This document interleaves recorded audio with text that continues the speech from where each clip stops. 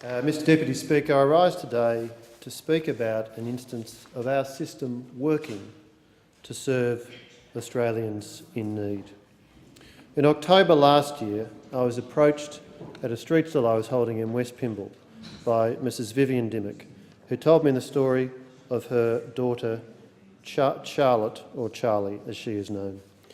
Charlie has cystic fibrosis as well as autism and an intellectual disability. Cystic fibrosis is a rare genetic disease that causes mucus to build up in the lungs and other organs, leading to infections, damage and respiratory failure. It affects over 1,200 people in Australia every year, and it has very severe implications for the lifespan of children who suffer from cystic fibrosis.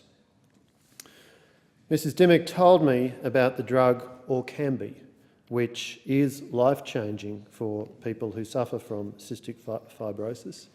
But at the time that she met with me, Orkambi was not listed on the pharmaceutical benefits scheme, and it came with a prohibitively expensive price tag of $250,000. Now, Mrs Dimmock had been campaigning vigorously for her daughter and for other Australian sufferers of cystic fibrosis when I met her, and she continued her campaign. After she raised her daughter's plight with me, I wrote to the Minister for Health asking that the Pharmaceutical Benefits Advisory Committee seek the earliest possible listing of Orkambi. And there was much other fine advocacy work done.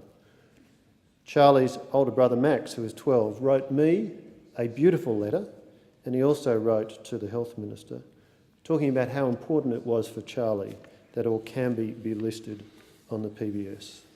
So it was very, very pleasing indeed that in August of this year, the Pharmaceutical Benefits Scheme announced that it had reached an agreement with the company which manufactures Orkambi, Vertex, announcing that Orkambi would be available through the Pharmaceutical Benefits Scheme from the 1st of October this year, and with the manufacturer granting compassionate access until then. It is no exaggeration to say, Mr Deputy Speaker, that that news is life-changing for Charlie and her family. This drug will add 23 more years of life expectancy to children who start treatment at age of 6, 18 years of life expectancy to those who start at 12.